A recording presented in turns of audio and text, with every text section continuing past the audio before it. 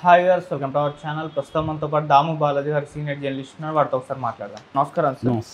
Sir, Pakistan international airport ఒకటి పేలిపోయింది అని చెప్పేసి వార్తలు వస్తున్నాయి సార్. మరి దీన్ని ఇండియన్ ఆర్మీనే పేల్చేసిందా, లేకుంటే ఇతర ఏమన్నా కారణాలు ఉన్నాయా? మరి దీనికి సంబంధించిన ఎటువంటి వివరాలు ఉన్నాయి? ఎంతమంది ఇప్పటివరకు చనిపోయారు? మరి మీరేం చెప్తారు సార్ దీనికి? పాకిస్తాన్లో గత కొంతకాలంగా అంటే మనకి 22వ తేదీ పహల్గామ్ అటాక్ జరిగిన తర్వాత పాకిస్తాన్లో కొంతమంది మిలిటరీ సైనికులు చనిపోతున్నారు, సోల్జర్సు. అది ఇండియా డైరెక్ట్గా ప్రమేయం ఉందా లేదా అనేది పక్కన పెడితే మిలిటరీ మీద అటాక్స్ అయితే జరుగుతున్నాయి. ఈ క్రమంలో మొన్న ఒక సంచలనమైన విషయం చోటు చేసుకుంది. అదేంటంటే పాకిస్తాన్లో లాహోర్లో ఉండే అల్లమా ఇక్బాల్ ఇంటర్నేషనల్ ఎయిర్పోర్ట్ పేలిపోయింది. అంటే మొత్తం ఎయిర్పోర్ట్ పేలిపోవడం కాదు, అక్కడ ఉన్న డిఫెన్స్ సిస్టమ్స్ పేలిపోయినాయని చెప్తున్నారు. సో ఒక ఎక్స్ప్లోజన్ జరిగింది. దాంతో defence systems, air defence systems ఉంటాయి అక్కడ, ఆ డిఫెన్స్ సిస్టమ్స్ ఇన్స్టాలేషన్ చేస్తున్నప్పుడు పేలినాయి అనేది. దీనికి ప్రధాన కారణం ఏంటంటే సైబర్ అటాక్ అని చెప్తున్నారు. అంటే ఎవరో అక్కడ పోయి బాంబు పెట్టి అలా పేల్చింది కాదు, సైబర్ అటాక్ ద్వారా. అంటే సైబర్ అటాక్ అంటే డిడిఓఎస్ అంటారు. డిడిఓఎస్ అంటే డిస్ట్రిబ్యూటెడ్ డెనియల్ ఆఫ్ సర్వీస్ అని. డిస్ట్రిబ్యూటెడ్ డెనియల్ ఆఫ్ సర్వీసు నేను ఆల్రెడీ నిన్న డీటెయిల్గా చెప్పాను సైబర్ అటాక్స్లో. ఇదేంటంటే మనకి సర్వర్ల మీద అటాక్ చేసి ఎవరికైతే అందుబాటులో ఉండాలో వాళ్ళకి లేకుండా చూసుకొని దాన్ని డిస్టర్బ్ చేయడం ద్వారా అవి ఫంక్షనింగ్లో ప్రాబ్లమ్స్ వచ్చి అవి పేలిపోయే అవకాశాలు డిఫెన్స్ దీంట్లో ఉంటాయి. మామూలుగా వీటిని బ్యాంక్ సర్వర్లకి లేకపోతే రైల్వే సర్వర్ ఇలాంటి వాటి మీద ప్రయోగిస్తూ ఉంటారనమాట. సో అలాగా ఇప్పుడు దీని మీద ప్రయోగించినట్టుగా మనకు అర్థమవుతుంది. అయితే ఇది ఎవరు ప్రయోగించారు, దీని వెనుక ఇండియా ఉందా లేదా అనేది క్లారిటీ అయితే లేదు. కానీ ఒక సంస్థ అయితే మేమే చేసామని చెప్పుకుంటుంది. అదేంటంటే లిబరేషన్ ఆర్మీ ఆఫ్ ఆఫ్ఘనిస్తాన్ అన్నమాట. అది మేమే లిబరేషన్ ఫ్రంట్ ఆఫ్ ఆఫ్ఘనిస్తాన్ అనే ఒక సంస్థ మేమే చేసామంటుంది. ఆ తర్వాత వేరే వాళ్ళు కూడా ఇది మేమే చేసామని చెప్తున్నారు. ముఖ్యంగా ఒక జయాద్ మొసాద్ అని అలియాస్ జాకాల్ అని అతను నేనే చేశాను ఇది అని చెప్తున్నాడు. సో ఎవరు చేశారనేది క్లియర్గా ఇప్పటివరకైతే తెలియదు. అలాగే దీంట్లో సైబర్ ఫోర్స్ అని ఒక సంస్థ, ఇండియా సంస్థ, ఇది కూడా చేసుండే అవకాశాలు ఉందని పాకిస్తానీ వర్గాలు చెబుతున్నాయన్నమాట. అంటే ఆల్రెడీ మొన్న bank of Pakistan cyber attack జరిగిన దాని మీద దాంట్లో ఉన్న సర్వర్లన్నీ కూడా ఫంక్షనింగ్ ఆగిపోయినాయి. సో ఇప్పుడు ఇది జరిగింది అని చెప్తున్నారు అన్నమాట ఎయిర్పోర్ట్స్లో. మామూలుగా ఏంటంటే గత కొంతకాలంగా సైబర్ అటాక్స్ పాకిస్తాన్లో బాగా పెరిగినాయని చెప్తున్నారు. అయితే దీనికి ప్రధానంగా ఇండియానే కారణం కాకపోవచ్చు. ఎందుకంటే పాకిస్తాన్లో గత కొంతకాలంగా విపరీతంగా టెర్రర్ యాక్టివిటీస్ జరుగుతున్నాయి. ఇప్పటి వరకు లాస్ట్ ఇయర్ చెప్పుకోవాలంటే 2024లో 1100 టెర్రరిస్ట్ అటాక్స్ జరిగాయి అన్నమాట పాకిస్తాన్లో. ముఖ్యంగా 2 సంస్థలు ఈ టెర్రరిస్ట్ అటాక్లు చేస్తున్నాయి. ఒకటి BLA, బలూచ్ లిబరేషన్ ఆర్మీ, అదొకటి. రెండోది టీటీపీ అంటే తెహ్రక్ ఈ తాలిబాన్ పాకిస్తాన్. ఈ 2 సంస్థలు ప్రధానంగా చేస్తున్నాయని చెప్తున్నారు. దీంతోపాటు ఆఫ్ఘనిస్తాన్ నుంచి కూడా అనేక ఇబ్బందులను ఎదుర్కొంటుంది పాకిస్తాను. అక్కడ తాలిబాన్లకి పాకిస్తాన్కి పడట్లేదు. అందుకని మొన్న ఇష్యూలో కూడా మనకి ఆఫ్ఘనిస్తాన్ మనకు సపోర్ట్ చేసింది, మన వైపు నిలబడింది. సో మామూలుగా అయితే ఈ BLA జరిపిన దాడుల్లో లాస్ట్ ఇయర్ 685 మంది పాకిస్తాన్ సైనికులు చనిపోయారు.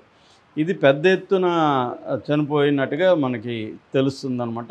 ఈ ఇయర్లో ఈ 4 నెలల్లో 300 మంది చనిపోయారు. This is the deadliest year అని పాకిస్తాన్ అనౌన్స్ చేసింది. మనకు చూస్తే ఫిబ్రవరి 1న కలాత్ రోడ్ బ్లాక్ అటాక్ అంటారు, ఆ రోడ్ బ్లాక్ అటాక్ చేశారు. అందులో 78 మంది సైనికులు చనిపోయారు. మార్చి 11న జఫర్ ఎక్స్ప్రెస్, దాని మీద మనం వీడియో కూడా చేసాము. ఆ జఫర్ ఎక్స్ప్రెస్ని Balochistan liberation army, Baloch liberation army ఏదైతే ఉందో అది సెక్యులర్ ఫోర్స్, మతానికి అతీతమైన ఫోర్స్. అది సపరేట్ బెలూచిస్తాన్ దేశం కావాలని వాళ్ళు ఫైట్ చేస్తున్నారు.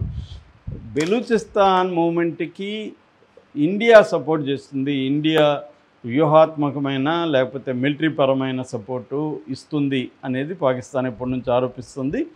ఏదేమైనా వాళ్ళ అటాక్స్లో జాఫర్ ఎక్స్ప్రెస్ని హైజాక్ చేసి దాదాపు 30 గంటలు వాళ్ళ అధీనంలో పెట్టుకున్నారు. పాకిస్తాన్ ఆర్మీ వెళ్ళి ఫైట్ చేసింది. మొత్తంగా 215 మంది హైజాక్ సమయంలో చనిపోయారు. అందులో పాకిస్తాన్ సైనికులు 30 మంది, సివిలియన్స్ ఒక 20 మంది చనిపోయారని పాకిస్తాన్ అనౌన్స్ చేసింది. లేదు 200 మంది వరకు చంపేస్తాం మేమని బిఎల్ఏ చెబుతుంది అనమాట. అట్లాగే మొన్న ఏప్రిల్ 15న మూమెంట్ దాడి అంటారు, ఆ దాడిలో 10 మంది చనిపోయారు పాకిస్తాన్ సైనికులు. సో మొన్న ఈ పహల్గాము దాని తర్వాత కూడా ఒక అటాక్ జరిగింది, అందులో కూడా కొంతమంది చనిపోయారు. సో ఓవరాల్గా ఈ 4 నెలల్లో 300 మంది సైనికులు చనిపోయారు. సో సైబర్ అటాక్స్ అనేది ఆల్రెడీ ఇండియా స్టార్ట్ చేసినట్టు మనకు అర్థమవుతుంది. ఇజ్రాయెల్ మొసాద్ కూడా ఇండియాకి సపోర్ట్గా వచ్చిందని చెప్తున్నారు. నిన్నటి నుంచి మొసాద్ కూడా రంగంలోకి దిగింది. సో మొసాద్ అంటే మనకు తెలుసు, మొసాద్ ఇజ్రాయెల్కి టెక్నాలజీలో ముఖ్యంగా సైబర్ వార్ఫేర్లో ఇజ్రాయెల్కి చాలా ఎఫిషియన్సీ ఉంది. దాన్ని మనం చూసాము ఆల్రెడీ. లెబనాన్లో పేజర్ని పేల్చేశారు, తర్వాత వాకీటాకీలు పేల్చేశారు, అంతకుముందు సెల్ ఫోన్లు పనిచేయకుండా చేశారు. సో 6 అంతస్తుల కింద ఉన్న టార్గెట్ను కూడా గురి చూసి కొట్టగలిగారు. సో వాళ్ళకి ఏంటంటే సైబర్ అటాక్స్ చేయగలిగే సామర్థ్యం బ్రహ్మాండంగా ఉంది. దాని నుంచి మనకి ఇప్పుడు సపోర్టు దొరుకుతుంది.